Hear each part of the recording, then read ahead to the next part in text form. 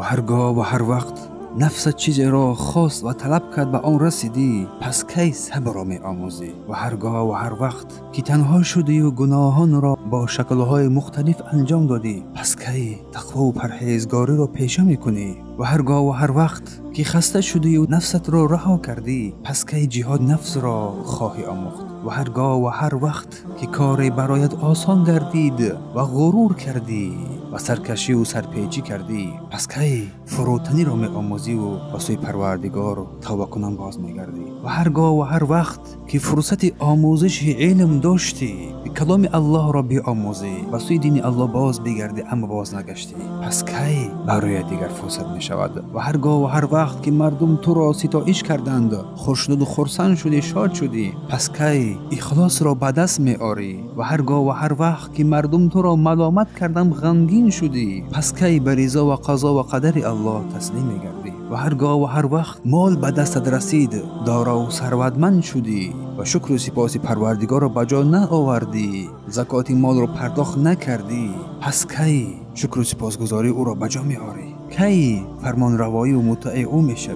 و هرگاه و هر وقت که چیزی را از دست دادی و غمگین شدی و دلتنگ، پس کی صبر جمیل را خواهی آموخت؟ و هرگاه و هر وقت سالم بودی و بیغم بودی و قوی و شجاع بودی، پس کی قدر این سلامتی را خواهی رسید؟ و هرگاه و هر وقت که بیمار شدی، لاغر شدی، جسمت از کار ماند، پس کی دیگه به سوی پروردگار، به سوی عبادت او باز میگردی؟ و هرگاه و هر وقت که ترک نماز کردی و خود را در کفر و شرک گرفتار کردی، پس کی به سوی این عبادت عظیم باز میگردی و از موحدین قرار میگیری؟ و هرگاه و هر وقت که در دعا کردن به سوی پروردگار سستی کردی، پس کی به سوی پروردگار روی می آوری؟ و هرگاه و هر وقت که نماز را به تأخیر انداختی، پس کی این حفظ عبادتی بزرگ را به جا می آوری؟ و هرگاه و هر وقت که فریفته دنیا گشتی، دنیا تو را فریبید و مشغول دنیا شدی، پس کی آخرت را به دست می آوری؟ و هرگاه و هر وقت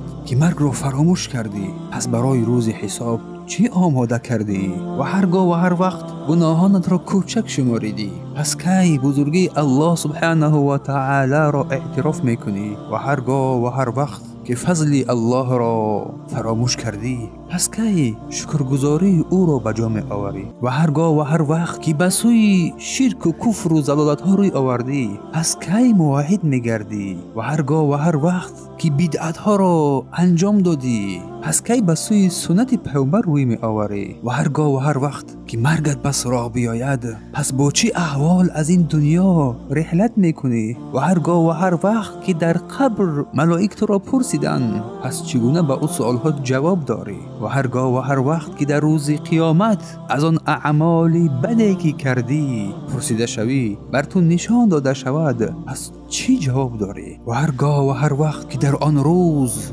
دیگر نجات دهنده نخواهی یافت، پس چگونه راه نجات را پیدا میکنی؟ ای بندگان الله، به سوی پروردگار خویش باز بگردیم، توبه کنیم. پروردگار ما را بیامرز، ما را عفو کن. پروردگار را بر آنچه گفتیم توفیق عمل کردن را عطا فرما. پروردگار را بر ما علم سودمند نصیب و روزی بگردان. از اهل تقوا و پرهیزگار قرارمان بده و ما را بیامرز، به درستی که تو بخشنده مهربان هستی.